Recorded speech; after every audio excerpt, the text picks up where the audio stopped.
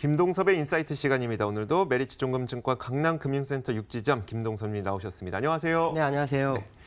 자, 오늘은 또 어떤 이야기를 준비하셨을까? 김동섭님께서는 또 지금 시장을 어떻게 바라보고 있을지 굉장히 궁금하거든요. 어저께 미국 장은 그러니까 미국 자체적인 지표로 따지면 미국 장이 상승할 수 있는 중요한 자리였죠. 독일의 PMI 지수가 10년 내 최악이 나오면서 상승을 제한시키는 모습이었고요. 여기서 이제 뭐 하나 생각할 수 있는 것은 글로벌 시장에서 이제 미국만 초강세고요. 글로벌 다른 나라들은 전부 경기가 안 좋습니다. 뭐 중국도 GDP 성장률 6%가 무너질 수 있다. 뭐 이런 얘기가 나오고 있고요. 물론 예전부터 마사지를 했기 때문에 지표 마사지를 했기 때문에 벌써 무너졌다고 생각하지만 이 무역 분쟁으로 인한 시장의 악재는 계속 진행되고 있다라는 거죠. 근데 이걸 가지고 이제 어떤 생각을 할 수 있냐면 혹시 미국을 상대로 글로벌 국가들이 연합하는 거 아닐까 뭐 이런 생각도 합니다. 왜냐하면 이 무역 분쟁이 중국 하나로 끝나지 않고 있거든요. 결국에서는 중국이 끝나면 다른 나라까지 또 방향을 선회하면서 갈 거기 때문에 미국을 빼놓고는 글로벌 국가들은 굉장히 어려울 수 있는 상황이 될 거다라는 생각이 듭니다. 그래서 이런 분쟁의 소지가 향후 더 커질 수 있지 않을까 이런 생각이 들고 있고요. 물론 중국이 이번 협상에서 최대한 안 내주고 중국에서 얻을 만큼 얻는 상황이라면 그래도 시장은 그 두려움을 벗어나겠지만 그렇지 않을 경우에는 미국을 상대로 한 글로벌 국가의 움직임이 있을 수 있지 않을까 뭐 이런 생각이 들고 있고요. 또 하나는 미국 내에서 사실은 이제 트럼프 탄핵론이 나오기 시작을 했습니다. 조 바이든에 대한 공개 영상 뭐 이런 것들이 있어서요. 우크라이나 대통령하고 통화 중에 문제가 발생했는데 이게 이제 민주당에서는 탄핵거리가 된다라고 해석을 하는 것 같습니다. 제가 이제 왜 갑자기 이 말씀을 드리냐면 지금 시장에서는 중국과의 스몰딜 가능성까지 나오고 있죠. 뭔가 협상이 될 수 있는. 거기에 대치해서 새로운 악재 뉴스가 흘러나올 수도 있는 상황이 연출되고 있다는 것은 시장의 상승에 상당히 부담감을 줄 수 있는 상황일 것이다라는 생각을 해봐야 될 것 같습니다. 과거에도 트럼프 스캔들은 시장에 영향을 별로 안 미쳤어요. 그때는 감세가 그 트럼프를 막아냈거든요.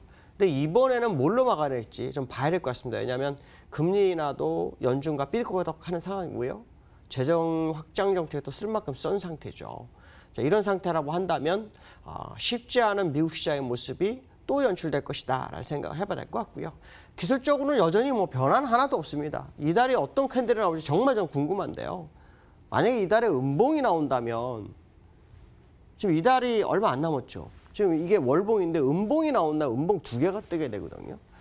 음봉이 나올지 안 나올지 좀 지켜봐야 되겠지만 만약에 음봉이 나오는 상황이 나온다면 시장이 급속도로 흔들릴 수 있지 않을까에 대한 생각을 해봐야 되겠다라고 말씀드릴 수 있고요.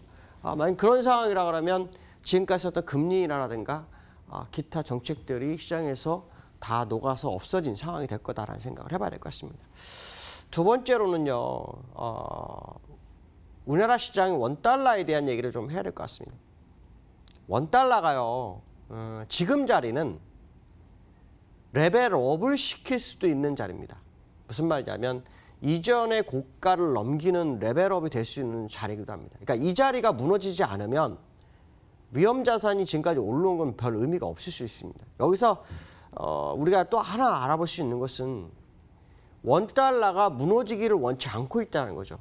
이거는 굉장히 의도가 이 안에 들어가 있다, 매매에 들어가 있을 확률이 높습니다.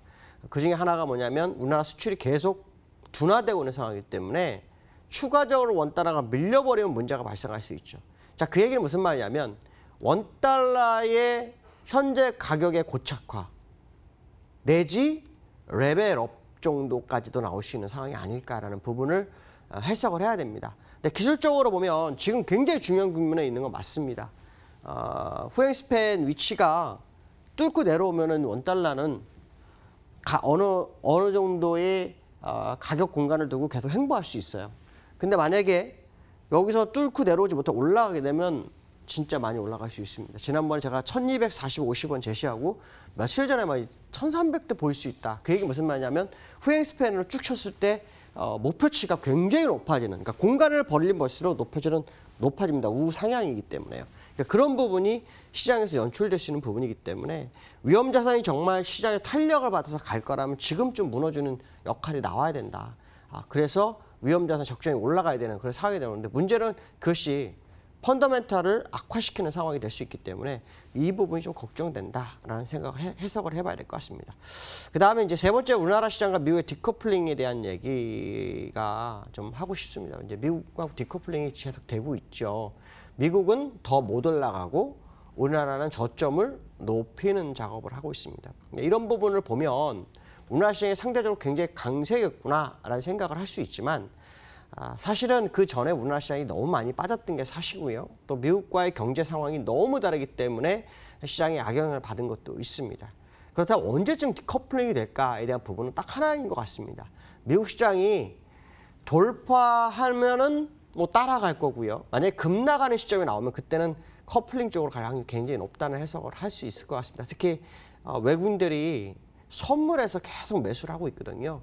외국인의 선물 매수는 의미가 상당히 깊습니다. 방향성 매매를 하기 때문에 그런데요.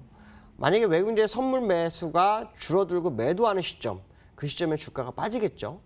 그걸 본다면 결국 미국과 차트의 모습은 다르지만 방향성으로 봤을 때 미국이 현재 가격을 지킨다면 국내 시장은 계속 버티기 전략에서 고점을 높이고자 하는 소지를 가져올 수 있고요. 만약에 미국이 밀리기 시작하면 이제 그때는 커플링으로 갈 확률이 굉장히 높다. 결국 미국 시장이 더 갈 수도 있지 않을까에 대한 기대감이 시장을 올리고 있죠. 또 하나는 뭐냐면 우리나라 금리 인하에 대한 부분이 기대가 있는 것 같습니다.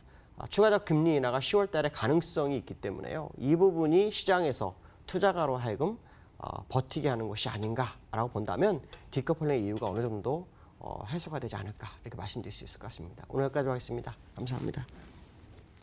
자, 이렇게 김동섭의 인사이트까지 저희가 모두 다 준비된 소식을 전해드렸습니다. 저희 시장 공감텐도 이제 마무리할 시간이 다 되었는데요.